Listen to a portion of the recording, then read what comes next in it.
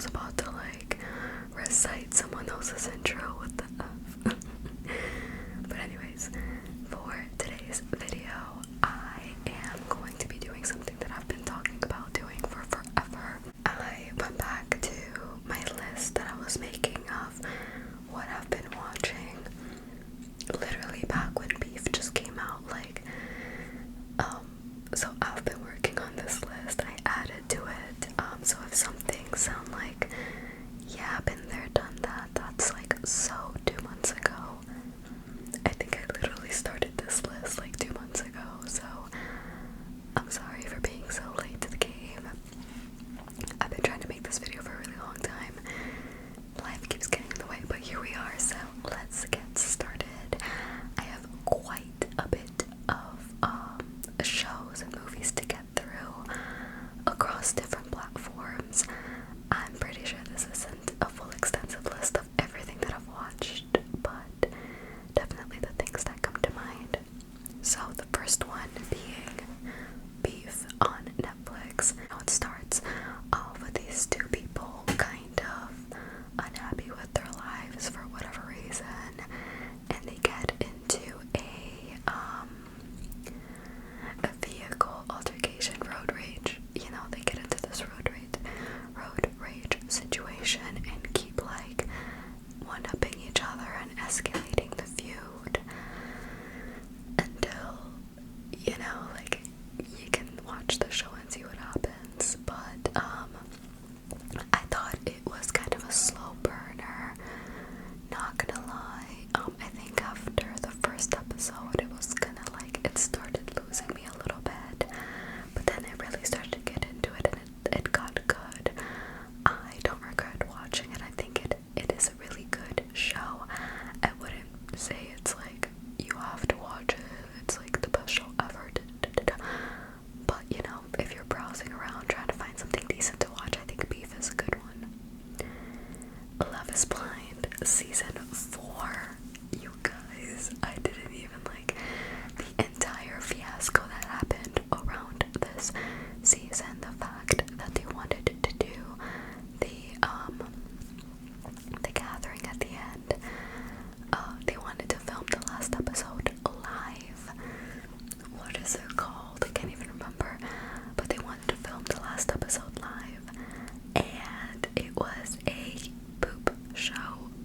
It ended up not happening, and all Netflix really was like, oops, sorry. And then that's it. Like, they never really referenced it.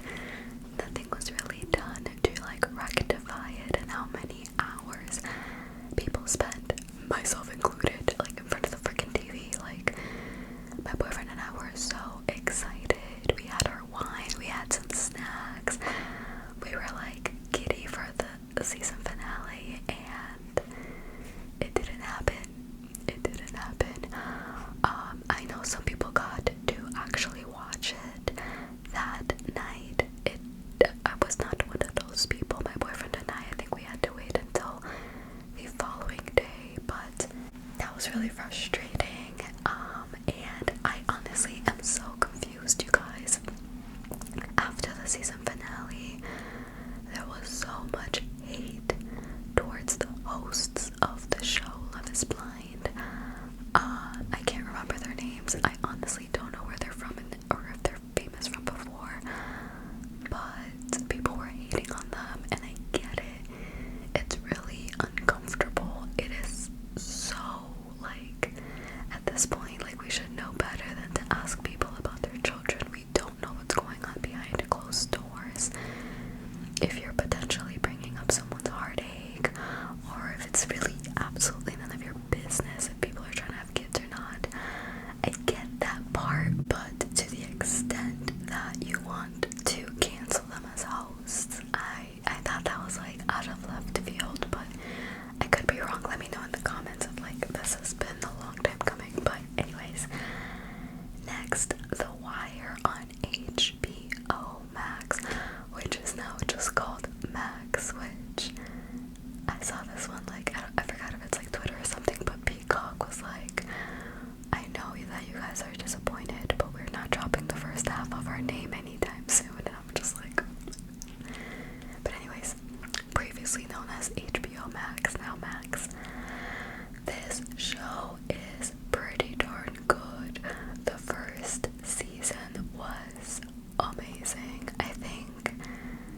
or like, so me and my boyfriend, I think majority of these things my boyfriend and I have watched together, but we're kind of dragging our feet at season 2. It started out really great, but they started losing me a little bit. The reason we started watching the show in the first place, my boyfriend said Barack Obama said this was his favorite show of all time, and so he's like, I want to watch it. And okay, fine, we started watching it. But it's about these cops that are kind of going after these like drug dealers that, you know, are kind of connected to the bigger political landscape of stuff. It's really, really good.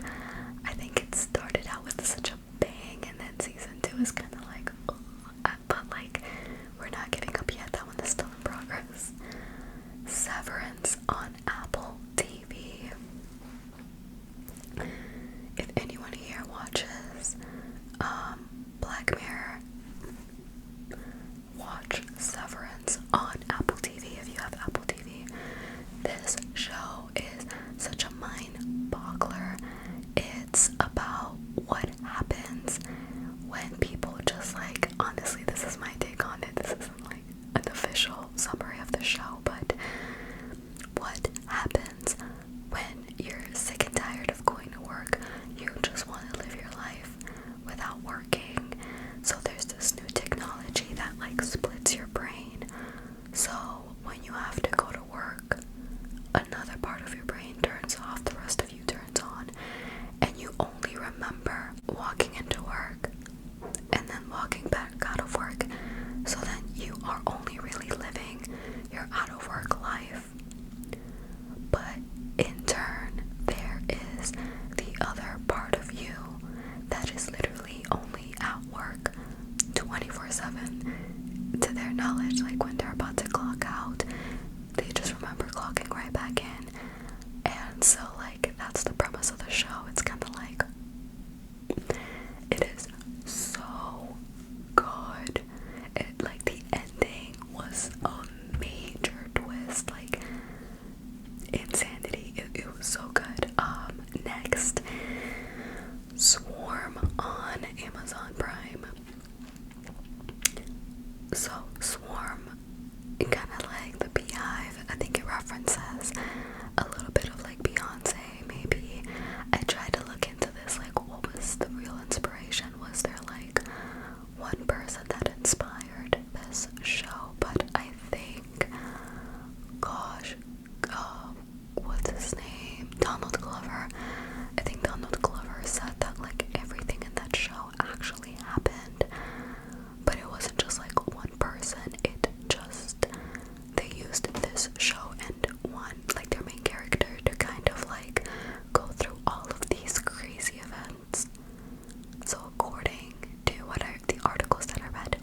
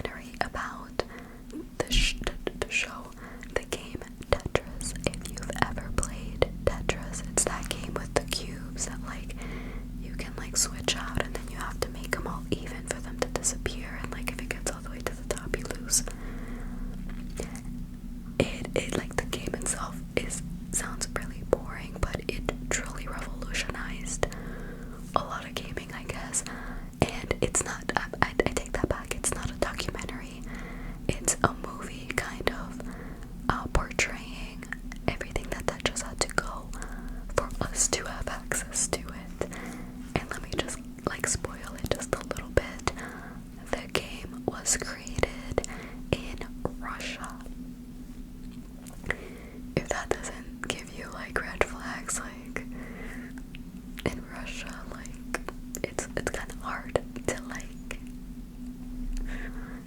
I don't know, I don't even want to spoil it, but like really good. Highly recommend any gamers or people that just love history. It was really good. We watched Creed, I think it's the third one. We watched it in theaters. It was okay. I think it's gonna be like the next what's that, like car movie, like the next Marvel or whatever, where they just keep making them. People are gonna go keep watching them, but is it special? Is it great? You on Netflix, this like last season, I can't even remember if I finished it yet or not, but y'all, it's really bad. Like even my mom, she's like, I stopped watching the last season. But I did get to see the actor in person, Joe. What's his real name?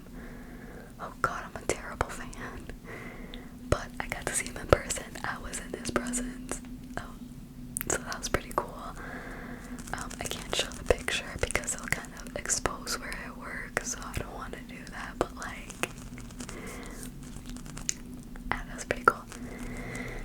Next, Strength 100 on Netflix. I think it takes place, I don't actually know where it takes place, but I'm pretty sure somewhere in Asia. I couldn't tell you, but they bring 100 people that are like the strongest or the best known in their field, or they like award winners or whatever the case may be. All these famous people or like whatever, they bring them, and then they try to determine out of these 100 people there is one winner, and that one winner has the perfect human body. And I just thought it was interesting because yeah, the last two people, like the last two contestants before the finale, or like the finale before they chose the winner, they had similar body types, so I'm wondering if there was something to it. But it was pretty cool. I was really into it. My boyfriend started watching it without me because he wanted to have his own show, but then as soon as I looked, I was hooked, and I told him like, playback, start it over, I want to watch this too. Like, it was good. I really liked it.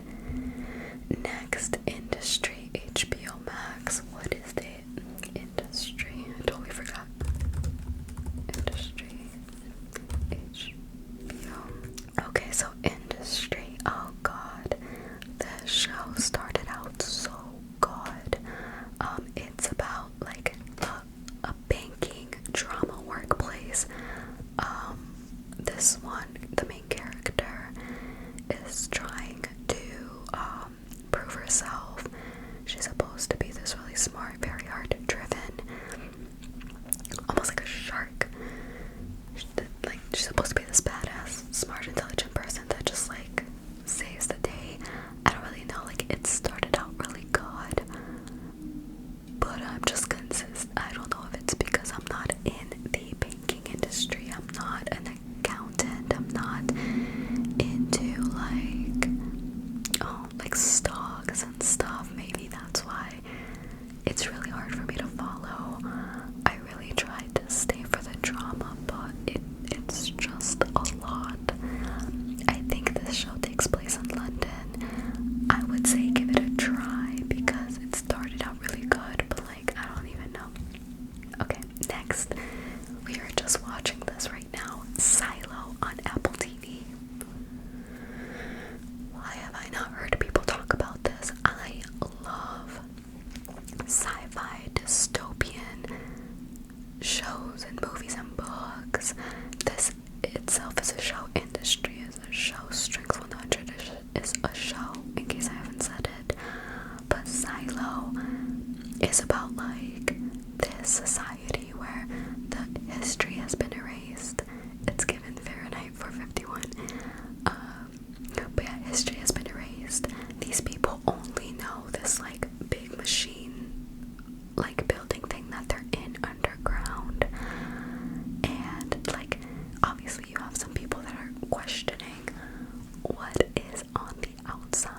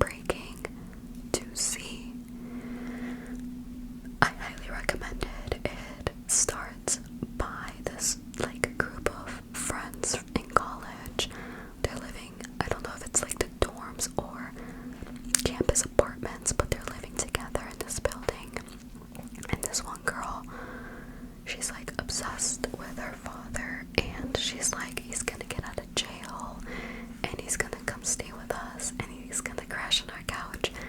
And for some reason everybody else is like, cool. Little by little this man starts like manipulating them and winning them over until they become this like small little cult. It's very bizarre. It's really sad. It is almost incredible to see one of the characters after the fact return to their former self, almost like a fraction of that. But it is an incredible documentary, in my opinion. Very sad. I highly recommend it. Flaming Hot movie on Hulu. What a load of crap. It's the Hot Cheeto movie, in case you guys are wondering. I remember when there was talks of that movie starting, my family was so excited. It's like, oh my goodness, this Mexican invented Hot Cheetos. That's so amazing. They're making a movie about it. Like, like, that would have been so great, right? But, and I think Eva Longoria, was it her that she helped direct the movie? So it's just a lot of Latinos. Like, it would have been really great. But then I think it was the LA Times that came out with a article saying that he either didn't work there or it was a lie. He didn't invent the Cheetos. The CEO that he kept referencing throughout the movie actually wasn't the CEO at the time that he was like talking about. And like the actual lady that invented the Hot Cheetos, she came out to say like it wasn't him, it was me. But even the beginning, it just like, I don't want to give it away, but like he was supposedly getting bullied, and these people were like stealing his burrito, but all of a sudden he could sell his burrito to the police. Like, what kind of bully would be like, oh, I stole your burrito yesterday, but now I'm gonna pay you for this burrito today? Like, it just felt like every step of the way, it just like, there's no way. If it was true, absolutely, I could see why there was a movie made out of it. But I did like some Googling afterwards. I'm not even gonna call it research.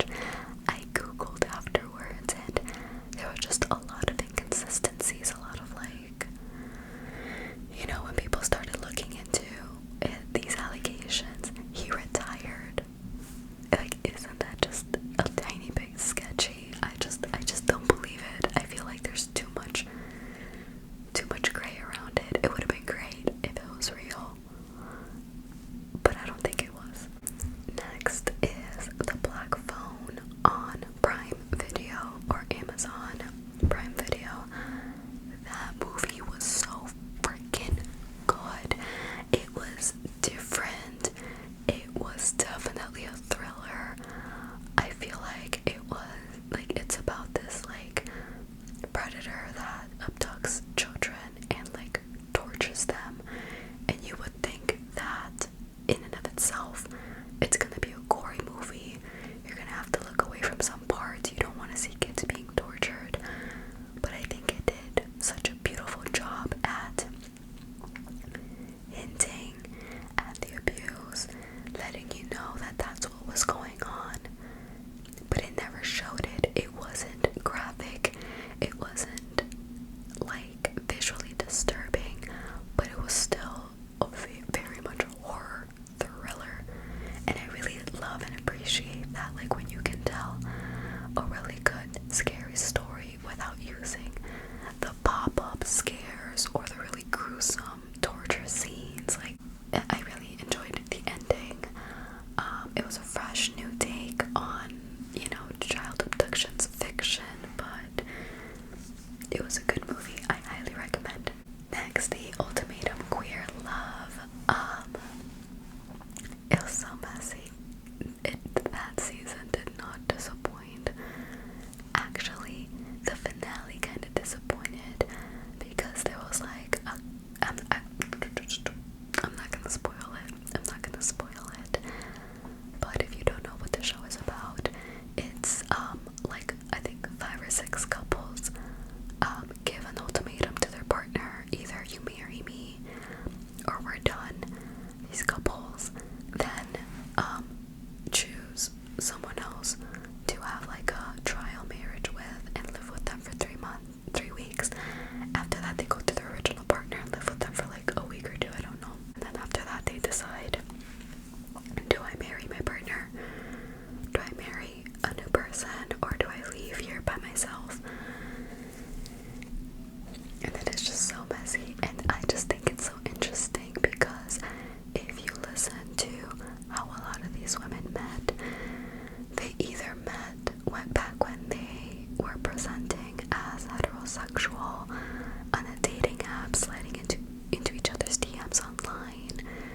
like a lot of them even said like they've never been in a room with a bunch of other women that were also attracted to other women. And so I thought that was really interesting.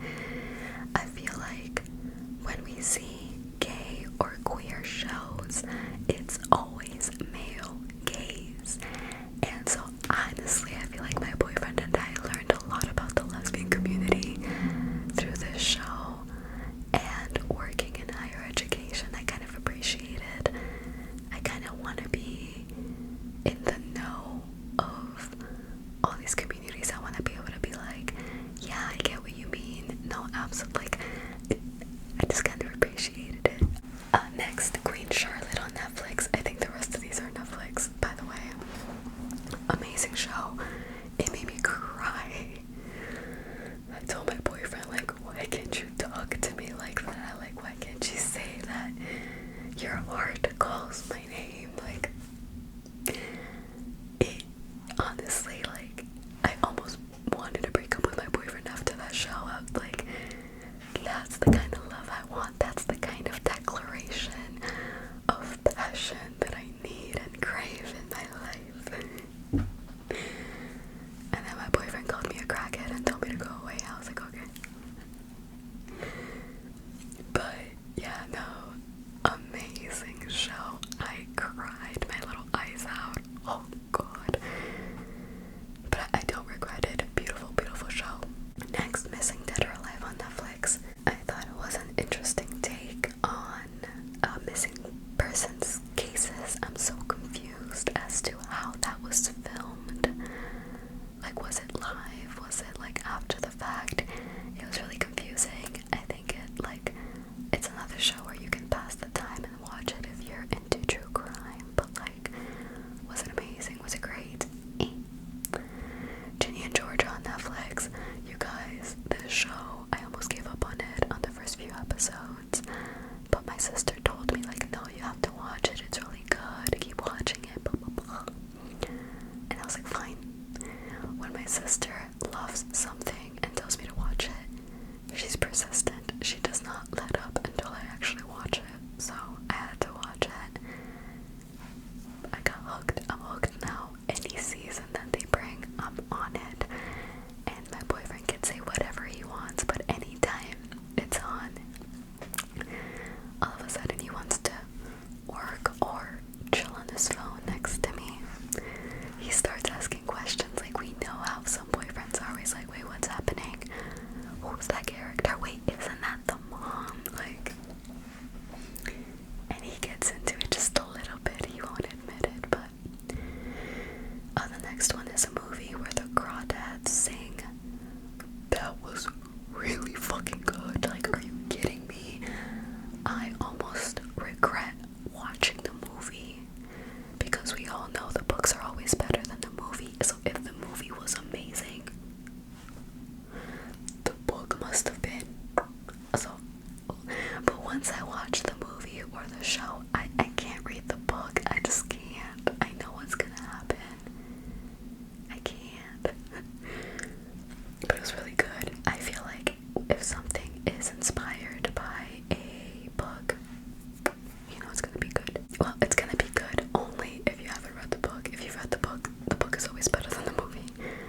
And they never do the book 100% justice. But we move on. If you have not watched Mindhunter on Netflix and you are a true crime fanatic, what are you doing? What's wrong with you? Pause this, go watch it. It's how the FBI curated their like serial killer profiling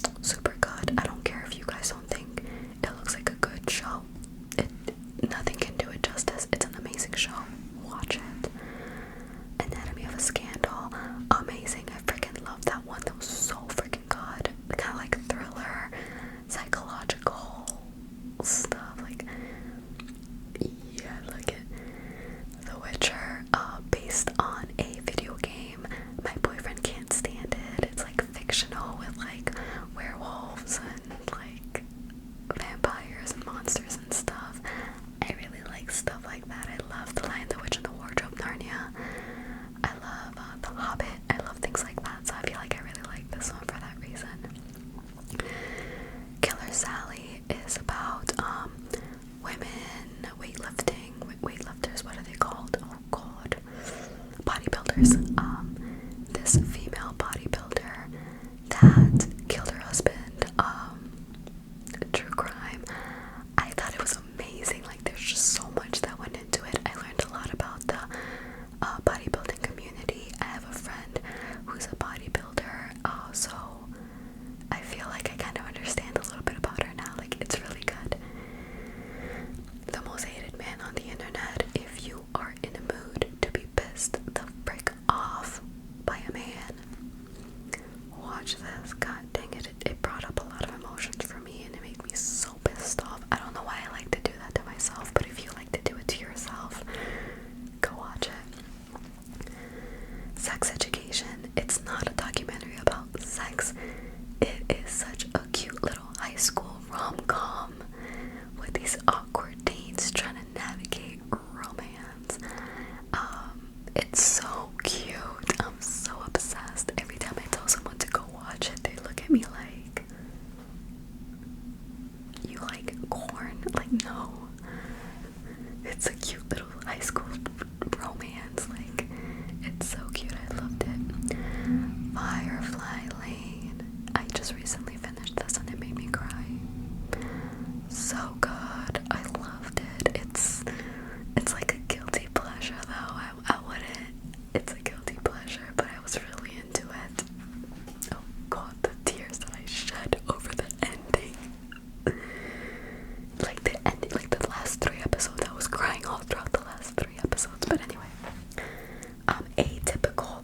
Oh my goodness, I freaking love this show. Again, work in higher education, work at universities. Atypical is about an autistic kid. Like, he's the main character, but he's a very high functioning autistic kid with autism. I'm sorry, I learned that through the show. A high functioning teenager with autism navigating life and his family around him. I love his older sister. She reminds me of one of the cousins that I had. He no longer talks to us, but whatever. I miss who he used to be, and that's exactly what that character reminds me of. And oh my god, it's such a good, heartfelt show. My boyfriend can't stand it. He thinks it's really cringy and basic, and it is a little bit, but I like it. I needed something light and heartwarming and fun, and that was it for me. And last but not least, Emily in Paris. Cringe, kind of like